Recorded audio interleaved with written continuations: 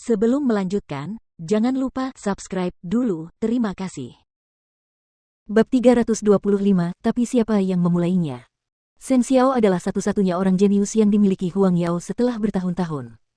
Kakek Seng tahu bahwa dia sangat cerdas. Dia tidak hanya ingin menggunakan otaknya, tetapi juga mengendalikan hidupnya. Sebelumnya, dia tidak menyadari betapa pentingnya Seng Xiao baginya.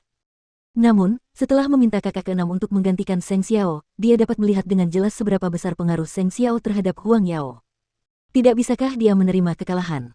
Dia harus melakukannya. Bagaimanapun, dia sudah tua.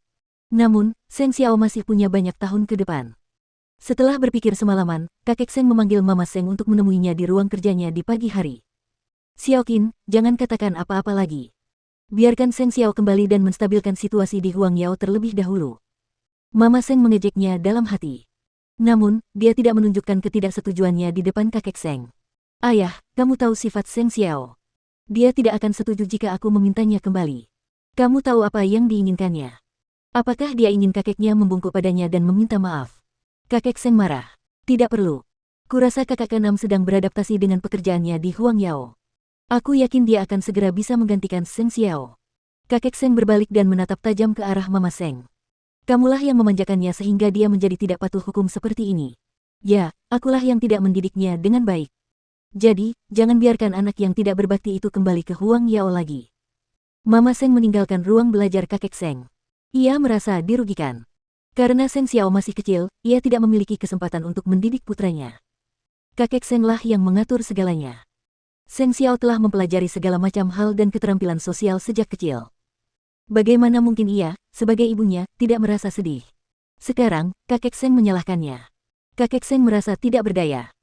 Jadi, ia membiarkan Papa Seng melakukannya untuknya. Lagi pula, cucu yang tidak berbakti itu setidaknya harus mau mendengarkan ayahnya, bukan? Pagi harinya, Seng Xiao mengetahui rencana kakek Seng dari Mama Seng. Tentu saja, dia merasakan kekesalan ibunya. Apakah kakek memarahimu? Aku sudah terbiasa dengan hal itu, jawab Mama Seng. Dia ingin kamu kembali tetapi dia tidak mau mengakui kesalahannya. Kamu sebaiknya tinggal di Sen Mansion selama beberapa hari lagi. Seng Xiao tersentak. Apakah kakek Seng mengira ia dapat mengatasi ini dengan mudah? Tidak semudah itu kali ini. Kemudian, Seng Xiao menemani Mu Qi ke ruang rehabilitasi. Mereka membantu Sen Jianchuan melakukan latihannya dengan terapis. Melihat Sen Jianchuan membuat kemajuan yang sangat baik, terapis itu menyeringai. Jika kamu terus seperti ini, kamu akan bisa berjalan dalam tahun ini. Untuk itu, saya akan bekerja keras. Tak lama kemudian, terapis itu pergi. Kemudian, Sen Jianchuan melihat wajah Seng Xiao. Meskipun Seng Xiao berusaha keras menyembunyikan perasaannya, ia dapat dengan mudah menangkap suasana hatinya. Apa yang terjadi di keluarga Seng? Apakah kakek Seng ingin kamu kembali sekarang? Tidak semudah itu, kata Seng Xiao sambil merapikan peralatan. Kakek Seng sangat bermasalah. Ketika Anda berbicara tentang keluarga, dia berbicara tentang aturan. Dan ketika Anda berbicara tentang aturan, dia mencoba berbicara tentang keluarga. Jadi, tidak apa-apa jika dia ingin aku kembali. Tapi, kali ini, aku punya syarat. Dia telah bekerja keras untuk Huang Yao, tetapi kakek Seng menganggapnya remeh dan menganggap wajar saja dia melakukannya untuk keluarga Seng. Kalau begitu, dia akan membuat kesepakatan kali ini. Sebenarnya, Sen Jianchuan mencoba mengingatkan Seng Xiao tentang ini. Namun, Seng Xiao tidak membutuhkan orang lain untuk mengingatkannya. Dia lebih mengetahuinya daripada orang lain. Percayalah, suatu hari nanti kamu akan meninggalkan Huang Yao. Apakah kamu tertarik untuk membantu ayah mertuamu? Tentu saja, kamu tidak perlu menjawabku sekarang. Demi putriku, aku akan memberimu rencana cadangan terbaik. Seng Xiao tersenyum setelah mendengar ini. Anak kecil itu tidak hanya memiliki pria terkuat, dia juga memiliki ayah terbaik. Hah? Mu Qi tidak mendengarkan pembicaraan mereka. Dia bingung ketika mereka menyebutkannya. Kedua pria itu berusaha melindungi wanita yang paling mereka cintai. Di ruangan itu, ada ayah dan anak perempuan, suami dan istri. Jadi, tidak ada yang lebih kuat daripada cinta. Sore harinya Papa Seng pergi ke Sen Mansion. Kakek Sen mengizinkan mereka menggunakan ruang kerjanya. Dia pergi memancing bersama Sen Jianchuan di kolam ikan. Ketika Papa Seng melihat putranya, dia menghela napas dalam-dalam. Sambil menahan amarahnya, dia berkata, sudah cukup dengan amukanmu, sebaiknya kamu pulang saja. Apakah kamu berencana untuk tinggal di sini selamanya? Ini adalah rumah ayah mertuaku. Kakak keenam telah membuat kekacauan di Huang Yao. Apakah kamu tidak akan melakukan apapun? Wajar saja jika kakekmu mengendalikanmu. Berhentilah bicara omong kosong. Berkemaslah dan mari kita pulang. Apakah kamu benar-benar ingin aku kembali? Seng Xiao menyembunyikan senyumnya. Apakah aku masih perlu mengadakan pesta penyambutan untukmu? Seng Xiao menatap punggung ayahnya. Saat hendak keluar dari ruang belajar, Seng Xiao berkata, aku ingin menjadi CEO Huang Yao dan mendapatkan 10% saham. Kalau tidak, kalian bisa pergi dan bermain sendiri. Papa Seng tertegun. Dia tidak berbalik. Dia hanya pergi. Bajingan ini mencoba mengambil alih pekerjaan ayahnya.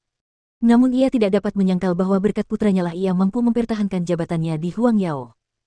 Papa Seng meninggalkan Shen Mansion dengan marah. Ketika dia kembali ke Huang Yao, dia memberitahu kakek Seng tentang permintaan Seng Xiao. Bajingan itu meminta posisiku dan 10% saham Huang Yao. Apakah ini sesuatu yang bisa dia minta? Ketika kakek Seng mengetahui Seng Xiao mencoba bernegosiasi dengannya, dia meletakkan tangannya di dada dan batuk. Ayah, apakah kamu baik-baik saja? Dia menyalahkan saya karena meninggalkannya setelah menggunakannya. Jadi, dia ingin meningkatkan nilainya. Kamu tidak akan setuju, kan? Papa Seng khawatir. Meskipun Seng Xiao adalah putranya, dia meminta posisi sebagai CEO. Itu haknya. Dia serius. Kakek Seng tidak mengatakan apa-apa. Dia sangat menyesalinya. Kalau dia tahu, dia tidak akan mau bertaruh. Seng Xiao hanya memintanya untuk mengakui Mukiki. Tetapi sekarang, untuk mendapatkan Seng Xiao kembali, dia tidak hanya harus mengakui Mukiki, dia bahkan harus memberinya posisi sebagai CEO Huang Yao dan 10% saham. Siapa yang sekarang berada di pihak yang kalah? Apakah itu perlu dihitung? Ayah, jika ayah mengizinkannya menjadi CEO, lalu apa yang harus aku lakukan? Kamu bisa melakukan apapun yang kamu suka. Kakek Seng sudah sangat marah karena kehilangan begitu banyak barang. Bagaimana mungkin dia masih ingin merencanakan untuk Papa Seng sekarang? Yang dia inginkan sekarang hanyalah membuat Mama Seng bertanya kepada sampah itu apakah ada ruang untuk bernegosiasi. 10% saham bukanlah hal yang main-main. Anak yang tidak berbakti itu, dia benar-benar perampok. Tapi siapa yang memulainya? Itu bukan Seng Xiao.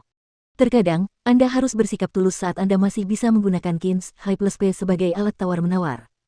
Namun entah mengapa, seseorang mengira bahwa dialah rajanya. Ya, dia mungkin berpikir begitu. Namun, tidak semua orang akan menurutinya.